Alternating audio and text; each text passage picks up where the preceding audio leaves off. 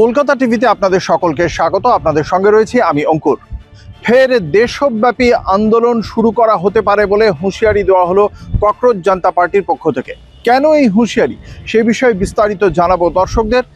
যেটা বলা হচ্ছে, ককরোচ জনতা পার্টির মুখপাত্রের পক্ষ থেকে একটি এক্স পোস্টে বলা হয়েছে যে সুপ্রিম কোর্টের পক্ষ থেকে যে অন্তর্বর্তী আদেশ দেওয়া হয়েছে, সেই অন্তর্বর্তী আদেশে এক জায়গায় বলা হয়েছে, 4 নম্বর জায়গাটিতে নির্দেশনার 4 নম্বর নির্দেশনায় বলা হয়েছে যে কোনো সংশ্লিষ্ট রাজ্য সরকার বা কেন্দ্রীয় সরকার যদি মনে করে তাহলে এই বিক্ষোভের, ককরোচ জনতা পার্টির যে বিক্ষোভ গোটা দেশ জুড়ে ছড়িয়ে পড়েছিল, সেই বিক্ষোভের ক্ষেত্রে তারা যদি মনে করে দায়ের হওয়া এফআইআর এর ভিত্তিতে তদন্ত চালিয়ে যাবে, তাহলে তারা সরকার সেটা চালিয়ে যেতে পারে।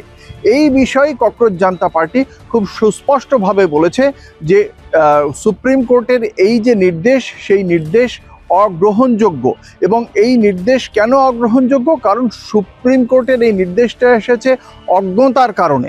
তাদের বক্তব্য যে গত 25শে জুলাই কেন্দ্রীয় সরকারের প্রতিনিধি হিসেবে 2 কেন্দ্রীয় মন্ত্রীর সঙ্গে ককরোচ জনতা পার্টির প্রতিনিধিদের একটি বৈঠক হয় এবং সেই বৈঠকে কেন্দ্রীয় সরকারের পক্ষ থেকে তাদের প্রতিশ্রুতি দেওয়া হয়েছিল যে ককরোচ জনতা পার্টির হয়ে এই যে দেশ জুড়ে যে আন্দোলন চলেছে, 36 দিনের আন্দোলনের পর শেষ পর্যন্ত কেন্দ্রীয় সরকার মেনেছে বিষয়টি।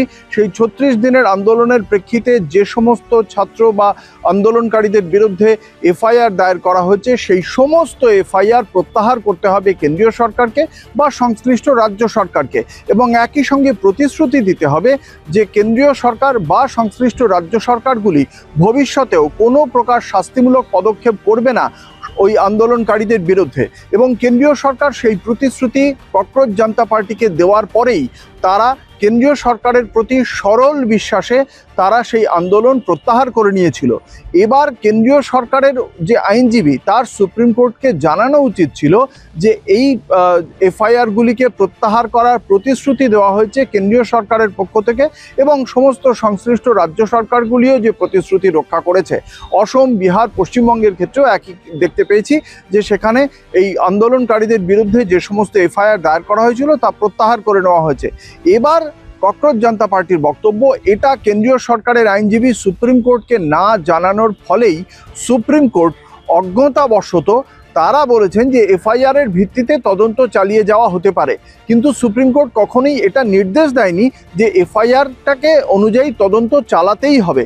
অর্থাৎ সেই তদন্ত চালানো হবে কি না হবে সেটা প্রশাসন স্থির করবে। এটা বিচার সভার বিষয় নয়, এটা প্রশাসনের নির্ধারণ করার বিষয়। ফলে এবার যদি প্রশাসন সুপ্রিম কোর্টের এই যে জনস্বার্থ মামলার ভিত্তিতে যে অন্তর্বর্তী আদেশ, তাকে হাতিয়ার করে প্রশাসন যদি এই তদন্ত কার্য চালিয়ে যায়, তাহলে ককরোচ জনতা পার্টি মনে করবে যে কেন্দ্রীয় সরকার তাদের দেওয়া প্রতিশ্রুতি রক্ষা করতে চাইছে না। সেক্ষেত্রে তারা হুঁশিয়ারি দিচ্ছে, সেক্ষেত্রে আবারও রাজপথ এই ককরোচ জনতা পার্টি বা তরুণ প্রজন্মের কণ্ঠস্বর হয়ে উঠবে, আবারও দেশজোড়া আন্দোলন শুরু করবে তারা। এখনো পর্যন্ত ককরোচ জনতা পার্টির এই হুঁশিয়ারির প্রেক্ষিতে কেন্দ্রীয় সরকারের পক্ষ থেকে কোনো প্রতিক্রিয়া পাওয়া যায়নি। সেই প্রতিক্রিয়ার আপডেট আমরা যখন পাবোই অবশ্যই থাকবে কলকাতা টিভির পর্দায়, এবং তার জন্য আপনাদের চোখ রাখতে হবে কলকাতা টিভিতে রাত দিন 7 দিন।